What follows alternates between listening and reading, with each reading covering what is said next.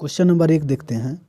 Question number 1 में दिया है कि 32 का 2/5 का मान क्या होगा। तो इसका सही उत्तर होगा ऑप्शन नंबर बी 4। देखिए इसको कैसे बनाएंगे। ये 32 है तो इसको 32 का लघुत्तम निकालेंगे एलसीएम, तो 2 5 बार आएगा। कितना बार आएगा? 2 5 बार आएगा। तो लिखेंगे 2 का पावर कितना 5 और गुने है 2 बटा कितना 5। तो 5 से 5 कैंसिल हो जाएगा, तो 2 का पावर कितना आएगा? ये वाला 2 आएगा और 2 का स्क्वायर करेंगे तो कितना हो जाएगा? 4 हो जाएगा। चलिए फिर क्वेश्चन नंबर 2 देखते हैं। 25 का पावर 1/-3 का सरलतम रूप पूछ रहा है, तो इसका सही आंसर होगा ऑप्शन नंबर सी 1/5। चलिए फिर क्वेश्चन नंबर 3 देखते हैं। ए एक्स वाई का मान क्या है? तो ऑलरेडी ये फॉर्मूला ही है। तो जब भी अगर किसी अंक का पावर दिया हो और फिर उसके बगल में अंक हो तो दोनों को गुना कर देते हैं। तो इसका सही उत्तर होगा option number A X Y हो जाएगा। फिर क्वेश्चन नंबर 4 देखते हैं। 4 भी एक के तरह ही बना लेंगे। 4 का एलसीएम निकालेंगे तो होगा 2 गुने 2 और कितना है 3/2, यानी 2 का पावर ये कितना है 2 लिखेंगे और गुने ये 3/2 लिखेंगे। 2 से 2 कैंसिल हो जाएगा और 2 का क्यू करेंगे तो कितना होगा? 8 होगा। कितना इसका उत्तर होने वाला है? 8 होगा। ऑप्शन नंबर डी होगा। चलिए फिर क्वेश्चन नंबर 5 देखते हैं। 5 का आंसर होगा ऑप्शन नंबर बी 35 डिग्री। इसको बदलेंगे, चेंज करेंगे। फिर क्वेश्चन नंबर 6 देखते हैं। 6 नंबर क्वेश्चन का आंसर होगा ऑप्शन नंबर ए -40 डिग्री, यानी फ़ारेनहाइट और सेल्सियस का मान बराबर होता है कितना पर? -40 डिग्री पर। फिर क्वेश्चन नंबर 7 को देखते हैं। क्वेश्चन नंबर 7 में दिया है समीकरण 2xy + 3। अब 2xy = 3 में यदि x का मान -1 दिया है तो इसका पूछ रहा है कि y का मान क्या होगा। तो x के जगह पर -1 भर के हल करेंगे तो इसका सही उत्तर होगा ऑप्शन नंबर डी 5। चलिए फिर क्वेश्चन नंबर 8 देखते हैं। -3 और -5 पूछ रहा है किस में स्थित है, किस चतुर्थांश में। तो देखिए दोनों जब माइनस माइनस होगा तो ये तृतीय चतुर्थांश में होगा। फिर आगे 9 नंबर प्रश्न को देखते हैं। 9 नंबर प्रश्न में पूछ रहा है कि x अक्ष का भुज पर मान होता है। तो देखिए x अक्ष पर भुज का मान 0 होता है। कितना होता है? 0 होता है। चलिए फिर 10 नंबर प्रश्न को देखते हैं। निम्नलिखित में से कौन सा बिंदु रेखा y = 3x + 5 पर स्थित है। तो इसका सही उत्तर होगा ऑप्शन नंबर बी 1 और 8। फिर क्वेश्चन नंबर 11 को देखते हैं। क्वेश्चन नंबर 11 में है कि एक ही वृत्तखंड के कोणों में संबंध होता है। एक ही वृत्तखंड के कोणों में संबंध होता है। तो इसका सही उत्तर होगा ऑप्शन नंबर सी बराबर, यानी एक वृत्त के खंड के कोणों में, यानी एक वृत्तखंड के कोणों में जो संबंध होता है वो इक्वल होता है, बराबर होता है। क्वेश्चन नंबर 12 देखते हैं। 12 नंबर क्वेश्चन में दिया है कि किसी वृत्त के एक ही चाप द्वारा केंद्र और परिधि के अंतरित कोण x और y हैं। तो इसका सही उत्तर होगा option number B x = 2y। फिर क्वेश्चन नंबर 13 देखते हैं। चक्रीय चतुर्भुज के सम्मुख कोणों का योगफल होता है। चक्रीय चतुर्भुज के सम्मुख कोणों का योगफल होता है 180 डिग्री होता है। चलिए फिर क्वेश्चन नंबर 14 देखते हैं।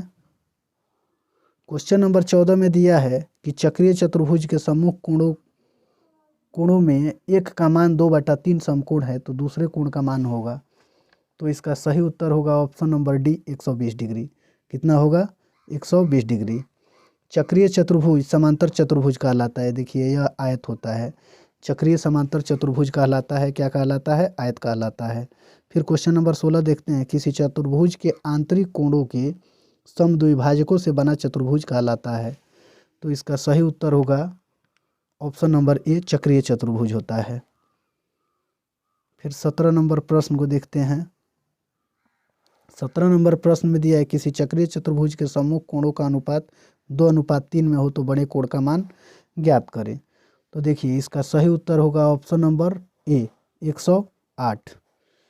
फिर 18 नंबर प्रश्न को देखते हैं। इसमें दिया है 81 का पावर 3/4। तो इसका सही उत्तर होगा ऑप्शन नंबर सी 27। इसको भी 1 नंबर प्रश्न के आधार पर बनाएंगे। चलिए 19 नंबर प्रश्न को देखते हैं। 19 नंबर को भी हल करने पर इसका मान आएगा ऑप्शन नंबर बी 3 हो जाएगा। कितना होगा? 3। उसके बाद में क्वेश्चन नंबर 20 के बारे में देखते हैं। क्वेश्चन नंबर 20 में दिया है कि द्वितीय चतुर्थांश में x नियामक और y नियामक का स्वरूप होता है। तो इसका सही उत्तर होगा option number C, -x, y। द्वितीय चतुर्थांश में पहले माइनस होता है फिर प्लस होता है। द्वितीय चतुर्थांश में पूछ रहा है कि x और y किस रूप में होते हैं, तो -x और y के रूप में होते हैं। चलिए फिर क्वेश्चन नंबर 21 के बारे में देखते हैं। क्वेश्चन नंबर 21 में दिया है कि y अक्ष से बिंदु P 4-5 की लंबवत दूरी है। तो इसका सही उत्तर होगा ऑप्शन नंबर ए 4। चलिए फिर 22 नंबर प्रश्न को देखते हैं। 22 नंबर प्रश्न को जब हल करेंगे, x का मान दिया है x बराबर 4 माइनस रूट 15 हो, तो इसमें जब कूट करेंगे तो इसका सही उत्तर होगा ऑप्शन नंबर बी 8 आएगा। इसका सही आंसर होगा। चलिए आगे वाला 23 नंबर प्रश्न को देखते हैं। 23 नंबर प्रश्न में दिया है कि वृत्त की परिधि पर स्थित किन्हीं दो बिंदुओं के बीच की वक्र दूरी कहलाती है। तो इसका सही उत्तर होगा ऑप्शन नंबर डी, चाप। फिर 24 नंबर प्रश्न को देखते हैं। समीकरण ए एक्स बी वाई प्लस सी बराबर 0 दो चर में रैखिक समीकरण कहलाता है यदि, तो इसका सही उत्तर होगा ऑप्शन नंबर डी, ए बराबर नहीं 0 और बी बराबर नहीं 0। चलिए 25 नंबर प्रश्न को देखते हैं। समीकरण x माइनस वाई बराबर 7 में यदि y बराबर -2 तो x का मान होगा। तो इसमें x का वैल्यू पूछ रहा है, जैसे y का मान कूट करेंगे कितना, -2, तो वहाँ -2 जब रखेंगे तो माइनस माइनस प्लस होगा और उधर जाएगा। तो इसका सही आंसर हो जाएगा 25 का क्वेश्चन नंबर बोल रहे हैं, इसका सही आंसर होगा ऑप्शन नंबर बी 5। 7 से 2 माइनस हो जाएगा।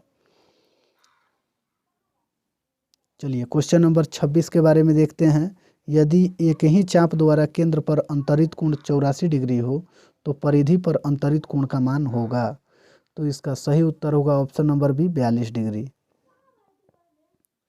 फिर क्वेश्चन नंबर 27 को देखते हैं। समीकरण 2x + y = 6 का आलेख x अक्ष को जिस बिंदु पर काटता है उसका निर्देशांक है। तो इसका सही उत्तर होगा ऑप्शन नंबर ए 3 और 0।